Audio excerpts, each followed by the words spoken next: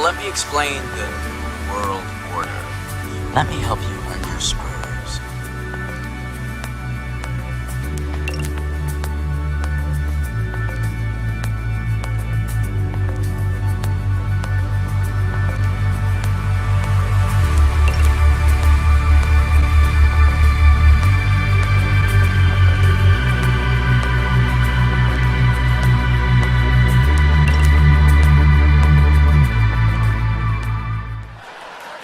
But there's a reason. There's a reason.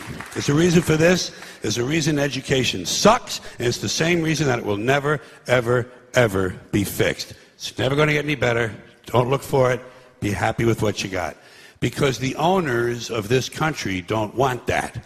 I'm talking about the real owners now. The big, wealthy business interests that control things and make all the important decisions. Forget the politicians. Politicians are put there to give you the idea that you have freedom of choice.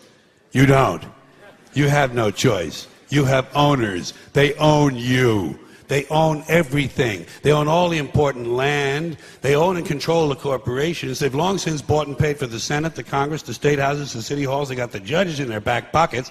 And they own all the big media companies, so they control just about all of the news and information you get to hear. They got you by the balls.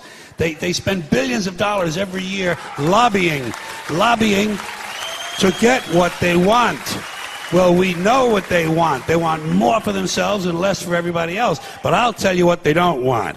They don't want a population of citizens capable of critical thinking. They don't want well-informed, well-educated people capable of critical thinking. They're not interested in that. That doesn't help them. That's against their interest. That's right. You know something? They don't want people who are smart enough to sit around the kitchen table and figure out how badly they're getting fucked by a system that threw them overboard 30 fucking years ago. They don't want that. You know what they want? They want obedient workers. Obedient workers. People who are just smart enough to run the machines and do the paperwork and just dumb enough to passively accept all these increasingly shittier jobs with the lower pay, the longer hours, the reduced benefits, the end of overtime, and the vanishing pension that disappears the minute you go to collect it. And now they're coming for your Social Security money. They want your fucking retirement money. They want it back so they can give it to their criminal friends on Wall Street. And you know something? They'll get it. They'll get it all from you sooner or later because they own this fucking place. It's a big club, and you ain't in it. You and I are not in the big club. And by the way, it's the same big club they used to beat you over the head with all day long when they tell you what to believe. All day long, beating you over the head in their media, telling you what to believe, what to think, and what to buy. The table is tilted, folks. The game is rigged. And nobody seems to notice. Nobody seems to care. Good, honest, hard-working people, white collar, blue collar, doesn't matter what color shirt you have on. Good, honest, hard-working people continue. These are people of modest means. Continue to elect these rich cocksuckers who don't give a fuck about them. They don't give a fuck about you. They don't give a fuck about you. They don't care about you at all. At all. At all. Yeah. You know? And nobody seems to notice, nobody seems to care. That's what the owners count on, the fact that Americans will probably remain willfully ignorant of the big red, white, and blue dick that's being jammed up their assholes every day. Because the owners of this country know the truth. It's called the American dream, because you have to be asleep to believe it.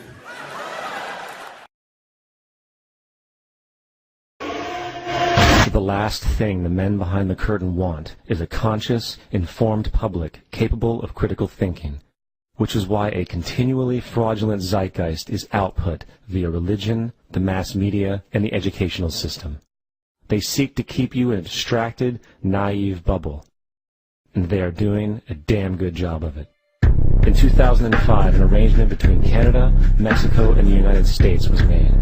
This arrangement, unannounced to the public, unregulated by Congress, merges the United States, Mexico, and Canada into one entity, erasing all borders. It's called the North American Union. You might want to ask yourself why you've never heard of this. In fact, there is only one mainstream reporter who has actually heard of and has had the courage to cover this issue. The Bush administration's open borders policy and its decision to ignore the enforcement of this country's immigration laws is part of a broader agenda. President Bush signed a formal agreement that will end the United States as we know it, and he took the step without approval from either the U.S. Congress or the people of the United States. It's a deal that few have even heard of. It's being done again by very few people at the very top on behalf of the investment class, but the working class of people, political officials across our country, from communities, from cities and so forth, they don't know anything about this. This isn't some trade agreement. It is a total removal of sovereignty from these countries, which will also result in a completely new currency called the Amero. Fall. Apart from that, I think one thing people who are dollar-based need to focus on is the Amero. That's the one thing that nobody's talking about, but I think it's going to have a big impact on everybody's life in Canada, the U.S., and Mexico. The Amero is the proposed new currency for the North American community, which is being developed right now between Canada, the U.S., and Mexico to make a borderless community, much like the EU, and the dollar, Canadian dollar, U.S. dollar, and the Mexican peso replaced by the Amero. By default of this agreement, the American Constitution will eventually be obsolete. You would think that a situation like this would be on the cover of every major newspaper. That is until you realize that the people who are behind this movement are the same people behind the mainstream media, and you are not told what you're not supposed to know. The North American Union is the same concept as the European Union, the African Union, and the soon-to-be Asian Union, and the same people are behind all of them.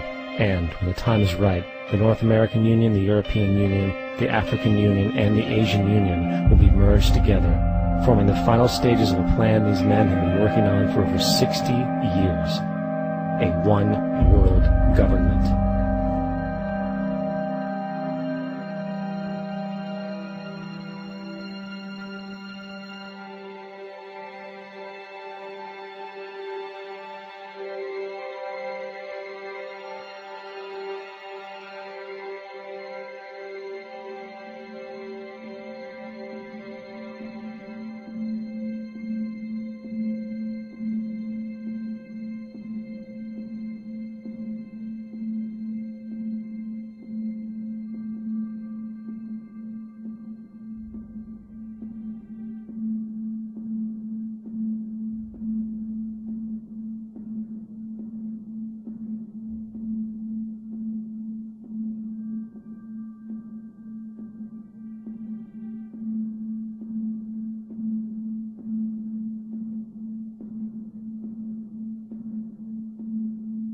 One bank, one army, one center of power.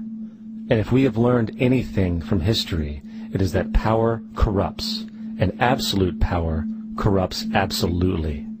This is Aaron Russo, a filmmaker and former politician. To his left is Nicholas Rockefeller of the infamous Rockefeller banking and business dynasty. After maintaining a close friendship with Nicholas Rockefeller, Aaron eventually ended the relationship, appalled by what he had learned about the Rockefellers and their ambitions. I got a call one day from an attorney woman I knew, and she said, "Would you like to meet one of the Rockefellers?" I said, "Sure, I'd love to." And we became friends, and he began to divulge a lot of things to me. So he said to me one night, he said that there's going to be an event there, and out of that event, you're going to see, we're going to go into Afghanistan, so we can run pipelines from the Caspian Sea. We're going to go into Iraq to take the oil and establish a base in the Middle East, and we're going to go into Venezuela and try and get rid of Chavez. And the first two they've accomplished. Chavez they didn't accomplish.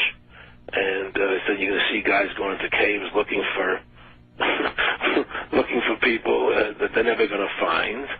You know, he was laughing about the fact that you have this war on terror. There's no real enemy. He's talking about how by having this war on terror, you can never win it because it's an eternal war. And so you can always keep taking people's liberties away. And I said, how are you going to convince people that this war is real? He said, but the media. The media can convince everybody it's real. I mean, you know, it's just that you keep talking about things. You keep saying it over and over and over again, and eventually people believe it. You know, you created the Federal Reserve in 1913 through lies. You create 9/11, which is another lie.